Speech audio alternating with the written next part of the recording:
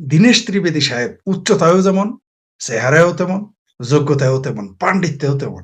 তিনি কিন্তু মানে তিনি তিনি কিন্তু মৌসাকে ঢিল মেরে দিয়েছেন। তিনি এসেছেন কোথা দিয়ে? By road. এই রেকর্ড নাই। আমি জানি না হায়দার ভাই ভাই আপনি জানেন কিনা? এরকম কোনদিন ঘটেছে কিনা? বাংলাদেশের ইতিহাসে বোধহয় এটা ১ম যে বাই রোডে তিনি আসলেন। শুধু বাই রোডে আসেন নাই, তারপরও তিনি হেলিকপ্টার ব্যবহার করেন নাই। তিনি গাড়িতে এসেছেন। বাই রোডে এসেছেন। অথচ আমাদের কেসকিবান্দির পোলারা তারা হেলিকপ্টার চলে ৪৮ ঘন্টায় ৬ বার। কিন্তু এত বড় একটা মন্ত্রী, নেতা, সাবেক মন্ত্রী, সাবেক নেতা, রাষ্ট্রদূত বাই রোডে আসতেন তাও ১ম দিন। তো আপনি যেটা বললেন, এই যে আমাদের সরকারি লোক যে কথা বলেছে তার হাতে ঘা কেন লেগেছে? কারণ তিনি বলেছেন আমাদের সংস্কৃতি এক, আমরা ১৪০ কোটি, আপনারা আছেন ২০ কোটি, ১৬০ কোটি। তিনি পজিটিভ চিন্তা নিয়েই বলেছেন। কারণ প্রতিবেশী, পড়শির সাথে ফষ্টি কাটে না। ভারত, আমরা ভারতকে খোঁচাইতেছি। ভারত কিন্তু বারবার প্রতিবেশী সুলভ আচরণ করতেছে। কিন্তু আজকেও আমাদের বিএনপির যে ব্যক্তি তার এত সিট হাতে ঘা কেন লেগেছে জানেন? কারণ হলো যে তিনি তো আসলে পাকিস্তানের সাথে নিজেকে গোনেন। তিনি চাইছিলেন পাকিস্তানের অ্যাম্বাসেডর হাই কমিশনার বলবে, "হাম লোগ ২৫ করোড় হে, তুম লোগ ২০ করোড় হায়, হাম লোগ মুসলমান কালেমা গো ভাই ভাই হায়।" এটা বলবে। বাংলাদেশের এই বর্তমানে যারা ক্ষমতায় আছে তারা এইটা শুনতে চায়। তারা ভারতকে ধারণ করে না, করতে চায়ও না। পাশাপাশি আবার এই ভারত বাংলাদেশকে স্বাধীন করার সহযোগিতা করেছে, পাকিস্তান ভেঙেছে, এই বেদনা তারা ভুলতে পারে না। তাই এই বক্তব্যকে তারা ভিন্ন রকম ভিন্ন ব্যাখ্যা করবে, এটাই স্বাভাবিক। আর এই খোরাকটা দীনেশ ত্রিবেদী ১ম দিন এসেই কিন্তু ছক্কা মেরে দিয়েছেন। এটা যারা কূটনীতির সরেয়া বুঝে তারা কিন্তু বুঝে ফেলেছে। দেখেন তার আগে কি ঘটলো? রাম মূর্তি। তার আগে কি ঘটলো? ভারতের সীমান্তের পুশব্যাক, পুশিন। তো পুশিন, তারপর রংপুরে রাম মূর্তি, তারপর দীনেশ ত্রিবেদীর বয়ান এবং তিনি বাই রোডে আসলেন। তিনি কিন্তু ছক্কা মেরে দিয়েছেন। ক্যাচ এরা কিন্তু কেউ ধরতে পারবে না। কারণ কি জানেন? কারণ এটা তো ছক্কা মারছে। ৪ মারলে না আপনি ধরবেন। ক্রিকেটের ভাষায় যদি বলি যে ৪ মারলে না আপনি ধরতে পারবেন। আর যদি ফুটবল হয় তাহলে আপনি পেনাল্টি বক্সে যদি একাও গোল করে গোলকিপার থাকে। কিন্তু ভাই ছক্কা মারলে ধরবেন কেমনে? এটা তো আসমান দিয়ে যাইতেছে। দীনেশ ত্রিবেদী একটা ছক্কা মেরে দিয়েছেন।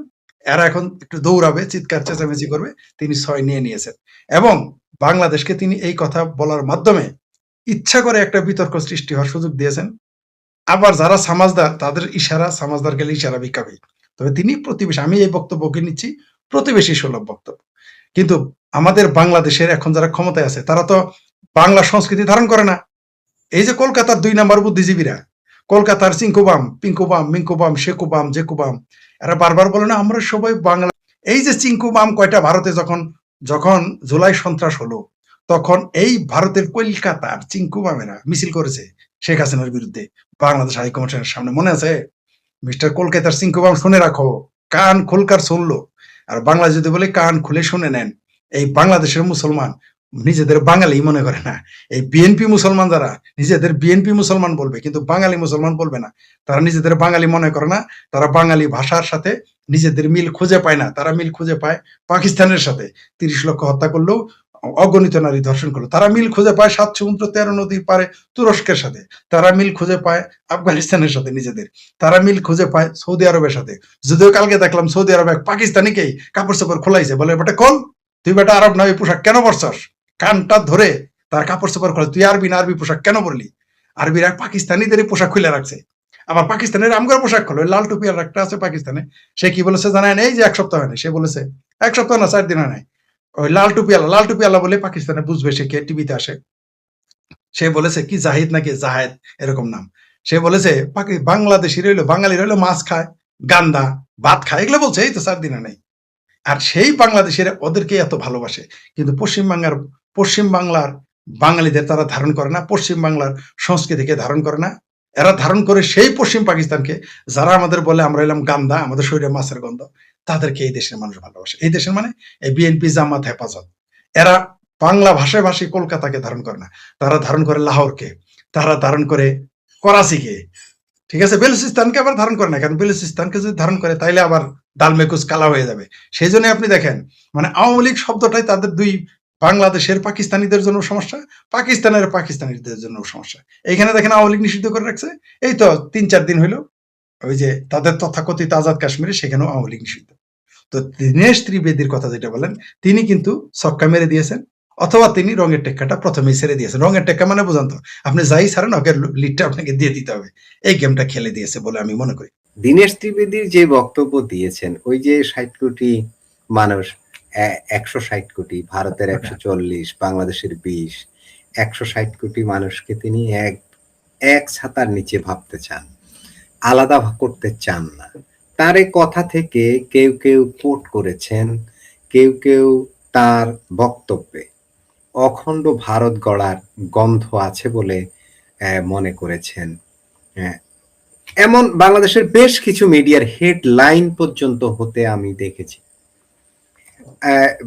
ফরিদ ভাইয়ের কাছে জিজ্ঞাসা, আপনার কি এই বিষয়ে আপনার কি মন্তব্য? কেন তার বক্তব্যকে এভাবে বিকৃতভাবে কোট করা হলো? ফরিদ ভাই। প্রথমত যারা এটা বলে তারা হলো ভণ্ড। কিভাবে? তারা একদিকে বলতেছে ৩ দিনের কলকাতা নিবে, ৭ দিনের 7 সিস্টার, আর ২ দিনে নিবে দিল্লি দখল করবে, এগুলো বলে।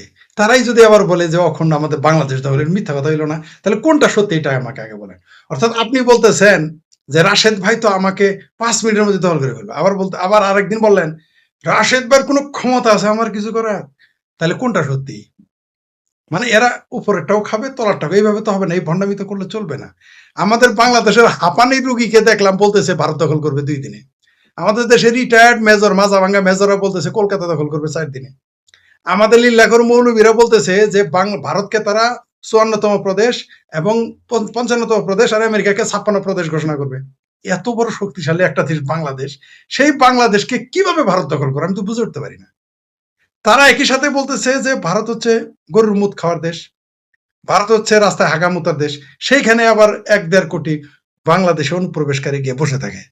তো এদের আসলে কোনটা যে সত্য কোনটা মিথ্যা তারা আগে সিদ্ধান্ত নেয়। একদিকে তারা বলতেছে যে ভারত আমাদের কিছুই করতে পারবে না, আমরা মুসলমানের জজবা আছে, পাকিস্তান ভাই আছে, তুরস্ক আছে, আর অন্যান্য দেশ আছে। আবার বলতেছে অখণ্ড ভারত বলে নিয়ে নিবে। এটা কি একসাথে মিলল? মানে তাদের আগে সিদ্ধান্ত একটা বলতে বলেন, তাইলে না আমার মন্তব্য করতে পারি। এটা হলো তাদের বক্তব্যের আমার প্রতিক্রিয়া। এবার আমার ধারণা কি, আপনি যদি ভারতকে আগামীকাল সংসদে সংবিধানে পাস করে বলেন যে ৩০তম প্রদেশ ঘোষণা করলাম বাংলাদেশকে, আমি লিখিত দিতে পারি, ভারতে মিছিল করবে বাংলাদেশ চাই না, আমাদের প্রদেশ চাই না, সরকার এটা নিতেই পারবে না। মানে কার জন্য? বাংলাদেশের জন্য না, কার জন্য? ভারতের জনগণ বলবে এইরকম সাপ বিচ্ছু আমাদের দেশে দরকার নেই, এইরকম বর্বর অসভ্য মূর্খ গান্ডু আমাদের দরকার নাই। কেন? প্রমাণ দেখায়। এই ১৮ কোটির মধ্যে ১৫ কোটি বলে স্কুলে সঙ্গীত শিক্ষক চলবে না। এই ১৮ কোটির মধ্যে ১৫ কোটি বলে স্কুলে আঁকাইতে দিবে না। স্কুল তো দূরের কথা, বিশ্ববিদ্যালয়ে সাবজেক্ট পড়ানো যাবে না ঘোষণা দেয়। তো এই সমস্ত গান্ডুদের নিয়ে ভারত রোহিঙ্গা হবে নাকি এরা?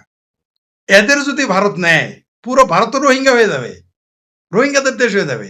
সারা পৃথিবীতে অসভ্য ইতর বর্বর হিসেবে ভারত পরিচিতি পাবে। এখন তো জয়শঙ্কর সাহেব, তারপর আপনার অজিত দোভাল সাহেব সারা পৃথিবীর বড় বড় রাষ্ট্রের পরাশক্তির তাদের সাথে বসে গল্প করে, তাদের সাথে বসে বিবৃতি দেয়। যখন এই ১৮ কোটি নিবে এই বাংলাদেশের, এই বাংলাদেশকে তো তখন সুদান মনে করবে আমেরিকা। এটা তো জায়গায় দিবেন। আপনি দেখেন তো, এই যে ভারতের যে এত গালি দেয়, পাকিস্তানের কোন নেতাকে আপনি? একমাত্র হোয়াইট হাউস তারে মাঝে মধ্যে ডাকে কামলা খাটানোর জন্য। ১ কাপ চা খাওয়ায়, কর্তাই কইছে সুধীর ভাই আনন্দের সীমা নাই। পাকিস্তানকে তো এরকম বোধাই বানায়, এটা তো আমরা বুঝি। আমাদের অঞ্চলে গ্রামে, আপনারাও জানেন আমরা সবাই গ্রামের মানুষ, তার উপরে না শহরে এসেছি। গ্রামে কিন্তু যখন কোনো কামলাকে দিয়ে বেশি কাজ করাইতে চায়, তখন কিন্তু যায় তারে খুব পিঠে একটা থাপ্পড় দেয় বা একটা গালি দেয়। এই জন্যই কিন্তু আমাদের গ্রামে কথায় আছে যে কর্তাই কইছে সুধীর ভাই আনন্দের সীমা নাই। সেই হিসেবে পাকিস্তানিরা খাটায়। ওই ১ কাপ চা হোয়াইট হাউসে খাওয়াইছে ফিল্ড মার্শাল আসিফ মনিরের। তারপরে কি করাইতেছে আপনার চোখেই দেখতেছেন। কারণ তারা জানতো যে ইরানে হামলা করবে, তারা জানতো ইসরায়েলে ঝামেলা হবে, তারা জানতো আফগানিস্তানে ঝামেলা করতে হবে। তাই এইখানে ওই যে কামলা একটাকে নিয়ে ১ কাপ চা খাওয়াই দিছে হোয়াইট হাউসে। আর কর্তাই কইছে সুধীর ভাই আমাদের সীমানা ভাল বাতাছে। তো সেই এখন যদি ভারত আমাদের এই ১৮ কোটি নেয় বা আমরা সংবিধানে পাশ করলাম বাংলাদেশ যে আমরা ভারতের এততম প্রদেশ হইতে চাই, আমি লিখিত দিতে পারি, দিল্লি, কলকাতা, চেন্নাই এগুলো মিছিল শুরু হবে যে বাংলাদেশের হটাও, বাংলাদেশ আমাদের প্রদেশ বানানোর দরকার নেই। আপনি বলতেছেন দখল করবে, ভারতে তো পাগল হয়েছে নাকি এরকম বর্বরদের নিবে? ভারতে ৩ লক্ষ মসজিদ আছে, তাতেই অস্থির হয়ে গেছে ভারত। আমার এই ১০ লক্ষ মসজিদ আর মাদ্রাসা নিয়ে ভারত বিপদে পড়বে নাকি? তারপর বাংলাদেশের সবগুলো কোট্টায়ালা এগুলো সবগুলো হচ্ছে বর্বর পেয়ারা পাকিস্তানি। এমনি ভারতের ভিতরে বামপন্থীরা পেয়ারা পাকিস্তানি, এমনি ভারতের ভিতরে অধিকাংশ মুসলমান পেয়ারা পাকিস্তানি। আবার এই 18 কোটি নিয়ে আচ্ছা কে নিজের পকেটের মধ্যে বিচ্ছু রাখবে আমারে বলেন? কে নিজের আন্ডারওয়্যারের মধ্যে সাপ রাখবে আমারে বলেন? কে তার নিজের বস্তার মধ্যে বেডের মধ্যে সাপের বাচ্চা রাখবে আপনি বলেন? কোন দুঃখে বাংলাদেশ নিবে? ভারতে তো পাগলা হয় নাই, ভারতের পাগলা কুত্তায় কামড়ায় নাই বাংলাদেশ দখল করবে। দখল তো দূরের কথা, আবার স্পষ্ট করে বলি, দখল তো দূরের কথা। এই বাংলাদেশ যদি সংসদে বিল পাশ করে যে আমরা ভারতের সাথে ঐক্যবদ্ধ হবো, তারপরেও ভারত বাংলাদেশকে নিবে না। তাই এগুলো হচ্ছে প্রপাগান্ডা। এগুলো ভারত যুদ্ধের ভয় দেখিয়ে আওয়ামী লীগকে হটাবে, ভারত যুদ্ধের ভয় দেখিয়ে ভোট চাইবে, বাংলাদেশের মানুষকে মূর্খ বানায় রাখবে। ভারত এত পাগলা হয়েছে নাকি 18 কোটি মানুষের চাকরি দিতে হবে না? এই বাংলাদেশটাকে যদি তারা দখল করে বা আমরা প্রদেশ হলে তারা মেনে নেয়, এই 18 কোটি মানুষের চাকরি বাকরি ব্যবসা বাণিজ্যের দায়িত্ব নিতে হবে না, চিকিৎসা? পাগলে পাইছে ভারতের। ভারতের জন্য বাংলাদেশ হলো একটা সুপার মার্কেট। এই সুযোগটা কে রাখে? আরে ভাই, যদি পরকিয়া করা যায় কোন দুঃখে হাঙ্গা করতে যায়? হাঙ্গা করলেই তো ভাই, বিয়ে করলেই তো ভাত দিতে হবে, কাপড় দিতে হবে, জমি দিতে হবে, ওয়ারিশ দিতে হবে, শ্বশুর বাড়ি বেড়াইতে যেতে হবে। এত পাগল নাকি? যারা চালাক লোক তারা তো পরকিয়া করবে। 18 কোটি মানুষের একটা সুপার মার্কেট। ভারত এটা মাগনা পাইতেছে, চায়না এটা মাগনা পাইছে। কোন দুঃখে এটার সাথে ঝামেলা করতে যাবে? যখন সুপার মার্কেটকে বলবে এটা আমার বাড়ি, তখন কারেন্ট বিল দিতে হবে, ট্যাক্স দিতে হবে, দায়িত্ব নিতে হবে। এতে ভারতের পাগলা কুত্তায় কামড়াইছে বাংলাদেশে নিতে যাবে। এত পাগল হয় নাই ভারত। এই বাংলাদেশকে পৃথিবীর কোন দেশে নিবে না। মোগল আমলে কি বলতো বাংলাদেশকে? যে এটা একটা কাইজার জায়গা। মোগলরা শাসকেরা বলে নাই? তারা নেয় নাই, জানে যে এটা কাইজার জায়গা। এটা বলতো আপনি আপনি মোগলদের ইতিহাস করেন, বাংলাদেশ বলছে এটা কাইজার জায়গা, ঝগড়ার জায়গা। এগুলো বলছে তারা। তো এই বাংলাদেশকে নিয়ে যারা বলছে ভারত দখল করবে, আমি আপনাকে লিখিত দিতে পারি। আপনি আমাকে নিঃসংকোচে লিখিত, আমি আমার সমস্ত সম্পদ বাজি রাখতে পারি। ভারত যদি বাংলাদেশকে নেয়, দখল তো দূরের কথা, সংবিধানে পাশ করলে যদি আমি আমার সম্পত্তি আপনাকে দিয়ে দিব, যতটুকুই আছে, আমার ব্যাংকের টাকা, আমার জমি, আমার ফ্ল্যাট যা আছে আপনার আমি দিয়ে দিব, এমনি দিয়ে দিব। যদি ভারত এটা নেয়, আমি নিশ্চয়ই যাবেন, বনবাসে চলে যাবো, আপনাকে দিয়ে দিব। কোনোদিনই নিবে না। কারণ এই সুপার মার্কেট, শোনেন ভারত কেন চুপ করে আছে জানেন? এই যে ভারতের এত গালি দিতেছেন, আপনি মনে রাখেন যে ভালো কামলা যদি হয়, মানে বাড়ির যে ভালো দক্ষ গৃহস্থ যাদের লাভ হয়, ওই কামলা যদি পোলাপানের নিজের গৃহস্থর পোলাপানের একটু গালি দেয়, মেয়ের একটু গালি দেয় বা একটু খায় বেশি, কাপড় পরে বেশি, বেতন, তারা কিন্তু কিছু বলে না, তার অনেক বদামি মেনে নেয়। মনে করেন রাতের বেলা যাত্রা দেখবার গেছে, মানে লাস্ট নাইট শোতে সিনেমা দেখতে গেছে, আপনার বাড়ির যে দক্ষ কামলা তারা কিন্তু কিছু বলবেন না, কিন্তু পোলা গেলে কিন্তু চাপ প্রায় গাল ফাড়া ফেলাবেন। কিন্তু ওরা কেন বলবেন না? কারণ ওর বহুত কাজ। তো বাংলাদেশ এই যে চুলকাইতেছে ভারতে, ভারত কিছু কেন বলে না? দুইটা কারণ। একটা হলো নিরাপত্তা, সম্পৃক্ততা আছে, কারণ এত বড় একটা বর্ডার আর কোথাও নাই। দ্বিতীয় হলো ভারতের 17-18 কোটি মানুষের সুপার মার্কেট। তার জন্য দেখেন 1 কোটি অনুপ্রবেশকারী গিয়েছে ভারতে বা 1.5 কোটি। ভারত কিন্তু এটা জানে। তারপরেও সরাসরি কোনো অ্যাকশনে যায় না, বার্মার মতো ঘেঁটে ধরে এদের বের করে দেয় না। কেন? কারণ তারা চায় বাংলাদেশের সাথে সম্পর্কটা থাকুক, ব্যবসাটা। আরে ভাই, 1.5 লক্ষ কোটি টাকা আমরা শুধু ভারতকে চিকিৎসা বাবদ দেই। তো ভারত কেন রিস্ক নেবে? এই দেশটা কেন দখল করতে যাবে? এই দেশ যখন নেবে, এই লোকদের মাগনা চিকিৎসা করাইতে হবে। আরে ভাই, কলকাতায় শুভেন্দু অধিকারী আসার পরে 5 টাকা প্লেট ভাত খাওয়ানো শুরু করছে সরকারি হসপিটালে। এই বাংলাদেশের সব হসপিটালে তো 5 টাকা প্লেট ভাত খাওয়াইতে হবে। এত পাগল হয়েছে নাকি? ভারতে এই 18 কোটি মানুষ নিয়ে এরা তো পাকিস্তানের মতো শোষণ করতে পারবে না। পাকিস্তান বাংলাদেশের পাট, সম্পদ এবং চিনি এগুলো নিয়ে আমাদের পঙ্গু বানাইছে এবং ওদের দেশকে ধনী বানাইছে। তো ভারত তো এই কাজ করতে পারবে না। এই ঝুঁকি তো ভারত নিতে পারবে না। কারণ ভারত যে প্রদেশ থাকবে, এই প্রদেশ স্বাধীন থাকবে মোটামুটি। এই যে ভারতের যত রাজ্য আছে তারা স্বাধীনভাবে কাজ করে। পররাষ্ট্র নীতি আর হলো আপনার আপনার সামরিক নীতি কেবল সিদ্ধান্ত নিতে পারে না। তাছাড়া সকল নীতি তো রাজ্য সরকাররা নেয়। সকল নীতি দেখেন না, কেন্দ্রীয় সরকার পানি দিয়ে দিয়েছিল। মমতা বেগম নাকি মমতা ব্যানার্জি, তিনি আমাদের দেন নাই। আমাদের মমতা খালা পানি নিতে দেন নাই, কারণ রাজ্য সরকারের ক্ষমতা থাকে। তো বাংলাদেশ যদি কোনো কারণে ভারত এটা নেয় বা আমরা দেই, আর এটা যদি সত্যি নেয়, ভারত তো বিপদে পড়বে। এই 18 কোটি মানুষ আপনি খাওয়াবেন কেমনে? যারা স্কুলের সিলেবাস বানাবেন, গান শিখাইতে, এরা তো ভাঙচুর শুরু করবে। এরা ভাঙচুর শুরু করবে। এগুলো নিয়ে কে আপদ বিপদ দিতে চায়? এগুলো হচ্ছে ভোগাস। এগুলো বলে ভারত বিরোধী জজবা পয়দা করে। আরেকটা কারণে বলে যে 71 সালে তাদের যে মনোবেদনা, পাকিস্তান ভাঙার বেদনা, তাদের উত্তরসূরিদের, তাদের পূর্বসূরিদের যে বেদনা, সেই বেদনার অংশীদার তো তারা। তাই একটু মাঝে মধ্যে চেঁচামেচি করে। কিন্তু দিন শেষে একটা জিনিস বলি আপনাকে, আমাদেরও পড়শির সাথে ফষ্টি খাটে না। আমরা ছোট প্রতিবেশী, কোনো সন্দেহ নাই। আমাদেরও ভারতকে লাগবে। কারণ আমরা ছোট প্রতিবেশী হলেও সীমান্ত, বাড়িতে আমার বাড়ির সাথে আপনার সীমানা। অর্থাৎ আমার বাড়ি আগুন লাগলে আপনার বাড়িও নিরাপদ। আর ভারতকে আমাদের এই জন্য লাগবে, ভারত হচ্ছে পৃথিবীর 3 নম্বর অর্থনীতি এবং সম্ভবত 6, 7 নাকি 8 নাম্বার সামরিক শক্তি। তো ভারতকেও আমাদের লাগবে। সুতরাং আমরা কেউ কাউকে ছাড়া চলতে পারবো না।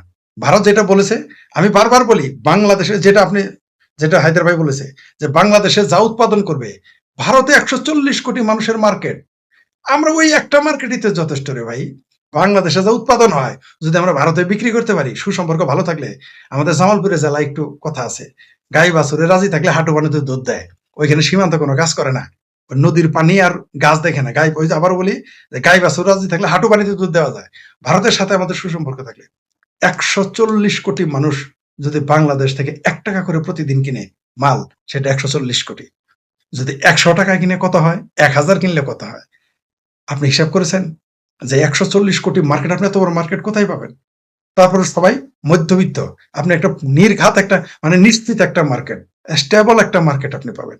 তা আমাদের সাথে সম্পর্ক হইলে সবচেয়ে বেশি লাভ, যেটা আমি বারবার বলেছি, ভারত বাংলাদেশের সুসম্পর্ক হইলে সবচেয়ে বেশি লাভ হবে ভারতের না, আমাদের হবে। আমাদের ভারতের নিরাপত্তা নিশ্চিত হবে আর আর্থিক লাভ আমাদের হবে। আমি আপনাকে লিখিত দিতে পারি, বাংলাদেশের সাথে ভারতের সম্পর্ক হইলে শুধু পাট আছে না, পাট, এই পাটের যে আপনি কাপড় বানাবেন, যে আপনি ইয়ার্ন বানাবেন, এই পাট দিয়েই তো বাংলাদেশের যে আমাদের বাজেট তার অর্ধেক শুধু পাটের থেকে আসবে। আমি আপনাকে লিখিত দিতে পারি। অন্যান্য হিসাব আমি বাদ দিলাম, একটা শুধু দেখালাম আপনাকে, একটা। আর অন্যান্য আবাদ তো আমাদের আছেই। আমাদের গার্মেন্টস এর কথা হায়দার ভাই বললেন, আমাদের গার্মেন্টস খুব কম দামে। আরো অদ্ভুত তথ্য দেই, আমি গার্মেন্টস নিয়ে গবেষণা করতে গিয়ে দেখছি পাকিস্তানের মতো ভিখারিস্তান, এই দেশের চেয়ে আমাদের গার্মেন্টস এর কর্মচারীর বেতন কম। আমি প্রথমে বিশ্বাসই করি নাই, পরে পাকিস্তানিদের সাথে কথা বলছি, ভারতীয়দের সাথে কথা বলছি, বলে দেখি যে না, আসলে বাংলাদেশের শ্রমিক সবচেয়ে সস্তা। এই পাকিস্তানের মতো ভিখারিস্তানেও গার্মেন্টস শ্রমিকের বেতন বেশি। তার জন্য ওইখানে গার্মেন্টস যায় না, শুধু নিরাপত্তার জন্য না, মানে ওইখানে শ্রমর বাজারও বেশি। তাহলে এই বাংলাদেশের এই মার্কেটটা, আমরা 140 কোটি মানুষের গার্মেন্টস যদি আমরা পাই, আমাদের কোথাও যাওয়ার দরকার আছে? দরকার নাই। প্রথমত আমাদের সামরিক বাজেট লাগবে না, আমাদের স্বাস্থ্য খাতে টাকা লাগবে না। এমনি ভারত আমাদের মাঝে মধ্যে স্বাস্থ্যের সুবিধা দেয়, রেলের সুবিধা দেয়, তখন আমরা আরো সুবিধা পাবো। এত গালাগালি করার পরেও ভারত আমাদের সাথে মিষ্টি মিষ্টি কথা কয়। তাহলে ভারতের যদি গালাগালি বন্ধ করে বন্ধুত্ব আমরা করি, লাভ তো আমাদের। কিন্তু ওই যে একটা কথা আছে যে যারা কিছু ঘাওড়া লোক থাকে, নিজের বুঝ নাকি পাগলেও বুঝে, আমাদের বাংলাদেশ বুঝে না। বেদনা একটাই, 1971, ওই বেদনার কারণে ভারতকে নিয়ে এত উল্টাপাল্টা কথা